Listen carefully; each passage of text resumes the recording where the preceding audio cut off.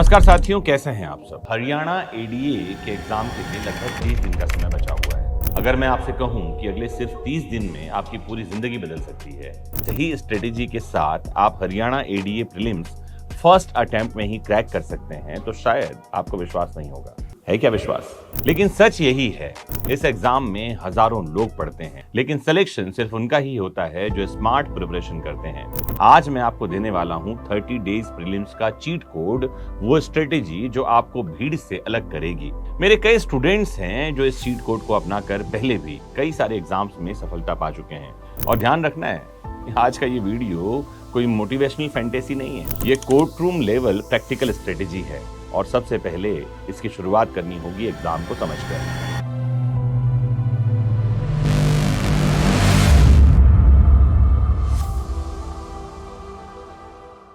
100 question आने वाले हैं, 100 मार्क्स का होने वाला है, निगेटिव मार्किंग होगी 0.25%। और सबसे डेंजरस क्या है पता है आपको? अगर क्वेश्चन छोड़ दिया और फिफ्थ बबल नहीं भरा तो भी नेगेटिव मार्किंग होने वाली है। मतलब ये एग्जाम सिर्फ नॉलेज का नहीं है, प्रेजेंस ऑफ माइंड का भी तो है, स्मार्ट गेसिंग का भी है और एक्यूरेसी भी चेक करता है ये एग्जाम, जिसे आप हरियाणा एडीए कहते हैं। अब सबसे इंपॉर्टेंट बात सुनो, प्रीलिम्स मार्क्स फाइनल मेरिट में नहीं जुड़ते हैं। यानी आपको यहाँ टॉपर वापर नहीं बनना है, यहाँ आपको क्वालिफाई करना है, लेकिन सेफली क्वालिफाई करना होगा। और यही सबसे बड़ा चीट कोड है। रूल नंबर 1 क्या है? Don't study everything. हाँ, आपने बिल्कुल सही सुना। अब जो समय बचा है इसमें सब कुछ नहीं पढ़ा जा सकता, ना ही आपको पढ़ना है। सब कुछ जो स्टूडेंट पढ़ रहा है वो फेल ही होने वाला है। एडीए प्रीलिम्स अब जो है, जितना समय बचा है उसमें लिमिटेड स्मार्ट प्रिपरेशन मांगता है। आपको सिलेक्टिव डोमिनेशन करना होगा। 30 डेज का फॉर्मूला मैं दे रहा हूं, इसको मैं 3-3-3-1 फॉर्मूला कहता हूं। 3 आवर्स स्टैटिक सब्जेक्ट को पढ़िए, 3 आवर्स एमसीक्यूज प्रैक्टिस कीजिए, 3 आवर्स रिवीजन कीजिए, 1 hour newspaper plus current affairs पढ़िए। अगर आपने ये रूटीन 30 दिन तक ईमानदारी से फॉलो कर लिया तो आपका कंपटीशन आधा हो जाएगा। And do you know what is the real cheat code? Target score है। आपका टारगेट 95 और 100 नहीं होना चाहिए। आपका टारगेट होना चाहिए स्मार्टली 80% तक के मार्क्स। 80-85 क्वेश्चंस अगर आप सेफली अटेम्प्ट कर लेते हैं, तो ये हाई एक्यूरेसी के साथ अगर आप कर लेते हैं तो मोर देन सफिशिएंट है। मतलब 20% का आपके पास मार्जिन है। 80 क्वेश्चन तक सही कर लीजिए सॉल्व, और यहीं से प्री निकल जाएगा। टॉपर बनने का ऑब्सेशन बहुत स्टूडेंट्स को डुबा देता है दोस्तों। फेज 1 में फर्स्ट 10 डेज के लिए आपको एक स्मार्ट तरीका बताता हूं। हरियाणा जीके पढ़िए, इसको डोमिनेशन दीजिए। याद रखिए, हरियाणा जीके रैंक बूस्टर है। बाकी स्टूडेंट्स पॉलिटी और करंट अफेयर्स में उलझे रहेंगे, लेकिन हरियाणा जीके आपको क्राउड से अलग कर देगा। पढ़ना क्या है? हरियाणा की history, formation of Haryana, battles, folk dances, rivers, dams, crops, districts, national parks, sports personalities, awards and recent Haryana schemes, इन पर फोकस कीजिए।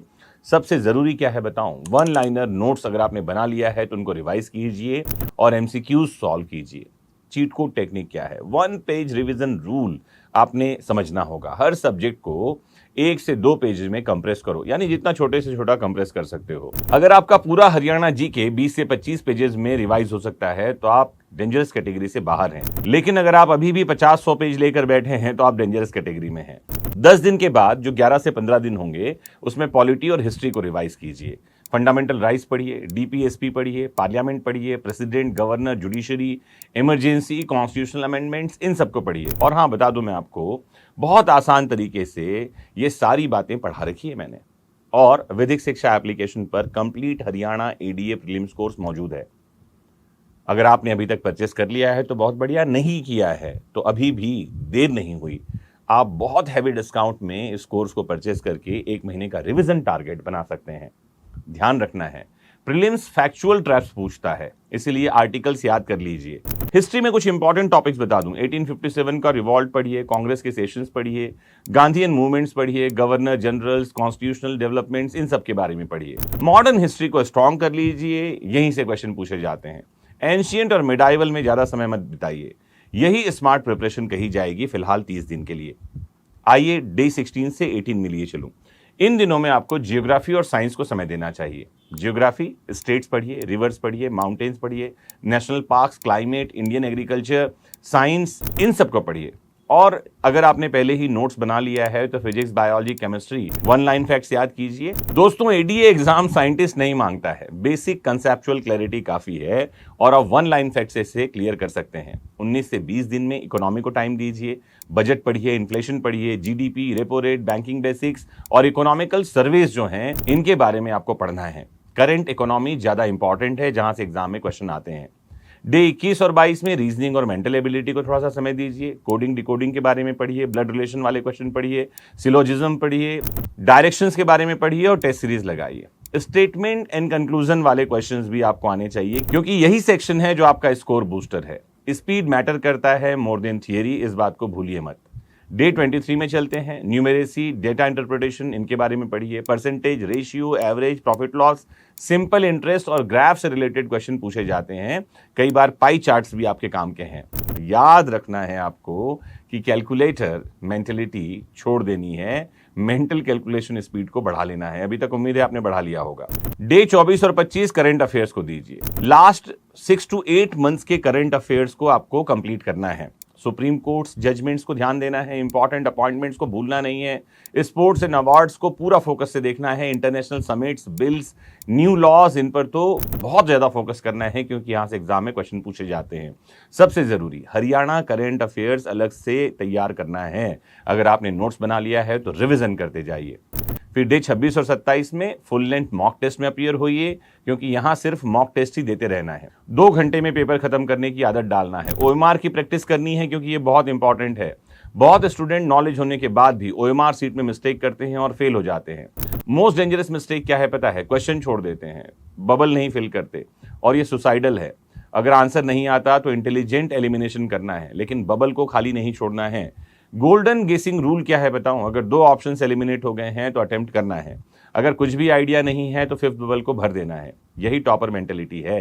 डे 28 वीक एरिया सर्जरी करनी है, आइडेंटिफाई करना है कौन सा सब्जेक्ट बार बार गलत हो रहा है, और पता चलता है अगर कि कोई वीक एरिया है तो वहां सर्जिकल स्ट्राइक कर देना है, बाकी सबको छोड़ देना है। डे 29 में अल्ट्रा फास्ट रिविजन करना है। अब कोई नई बुक नहीं पढ़नी है, कोई नया टीचर नहीं, कोई नया पीडीएफ नहीं, किसी यूट्यूब चैनल पर नहीं जाना है, सिर्फ रिविजन करना है। और डे 30 आपका फाइनल वॉरियर डे होगा। Short notes, articles, important dates, current affairs, इन सबको रिवाइज कर लीजिए। रात में कोई पैनिक नहीं होना है, बिना किसी डर के, बिना किसी कंपैरिजन के, कॉन्फिडेंस के साथ सोना है। मोस्ट इंपॉर्टेंट चीट कोड क्या है? चीट कोड नंबर 1, PYQs जो है वो गोल्ड हैं। प्रीवियस ईयर्स के सारे क्वेश्चंस को सॉल्व कर लीजिए, एग्जामिनर माइंडसेट बनाइए। चीट कोड 2 देता हूं, रिविजन बीट्स रीडिंग। लगातार रिविजन कीजिए। एक चैप्टर 5 बार रिवाइज करना पड़े तो करिए। नए चैप्टर्स पढ़ने से ज्यादा पावरफुल है एक चैप्टर को कई बार पढ़ना। चीट कोड 3 है, लिमिटेड सोर्सेस को अपनाइए। अब यहां से नए बुक, नए नोट्स, नए रिवीजन साइकिल को छोड़ देना है। जो कुछ किया है उसको ही रिवाइज करना है। बहुत इंपॉर्टेंट चीट कोड है। एमसीक्यू प्रैक्टिस करना है, यही ऑक्सीजन है। डेली 200 से 500 क्वेश्चन सॉल्व कीजिए विदाउट फेल। और एक cheat code important, bare discipline wins. ध्यान रखिए, मोटिवेशन टेम्पररी होते हैं, लेकिन डिसिप्लिन परमानेंट सिलेक्शन दिलाता है। दोस्तों, हरियाणा एडीए सिर्फ एग्जाम नहीं है, ये कोर्ट रूम तक पहुंचने का एक रास्ता है। और यहाँ याद रखना है कि हरियाणा प्रीलिम्स स्क्रीनिंग टेस्ट है, नेगेटिव मार्किंग होती है। ऑफिशियल पैटर्न के अनुसार हर गलत उत्तर के लिए 0.25 मार्क्स काट लिए जाएंगे, जैसा कि आपको पता है। सबसे महत्वपूर्ण नियम यह है कि अगर कोई क्वेश्चन अटेम्प्ट नहीं कर रहे हैं, ऑप्शन बबल डार्क नहीं कर रहे हैं, तब भी तो 0.25 मार्क्स डिडक्ट होंगे ना। मतलब पेपर में कुल 5 ऑप्शंस होते हैं, यहाँ A, B, C, D, E, unattempted bubble. इसीलिए हरियाणा एडीए की प्रीलिम्स स्ट्रेटेजी बिल्कुल अलग हो जाती है। तो क्या करना है, ध्यान रखना है। मैंने बताया आपको, अगर कोई क्वेश्चन का आंसर नहीं मिल रहा है तो 5th बबल को फिल कर देना है। डिसअपियर हो जाइए इस दुनिया से अगले 30 दिन के लिए। कोई बहाना, कोई डिस्ट्रैक्शन, कोई इमोशनल ड्रामा नहीं। सिर्फ एक मिशन रखिए, हरियाणा एडीए 2026। और अभी तक अगर आपने पूरी तैयारी कर ली है तो आने वाली इस 30 दिन की स्ट्रेटेजी आपके लिए काम की है। अगर आप अभी शुरुआत कर रहे हैं तो अब तो आपको इस एग्जाम को छोड़कर अगले हरियाणा एडीए में जाना चाहिए। ये वीडियो उन लोगों के लिए है दोस्तों, जिन्होंने अपनी तैयारी पूरी कर ली है और जो सोच रहे हैं कि इस 30 दिन में क्या करें। जो रिजल्ट आएगा हरियाणा एडीए का, उस रिजल्ट के मेरिट लिस्ट में आपका नाम हो, ऐसी मेरी शुभकामनाएं हैं। मोस्ट इंपॉर्टेंटली जुड़े रहना है आपको अपने फेवरेट प्लेटफॉर्म वैदिक शिक्षा से। नमस्कार, जय हिंद।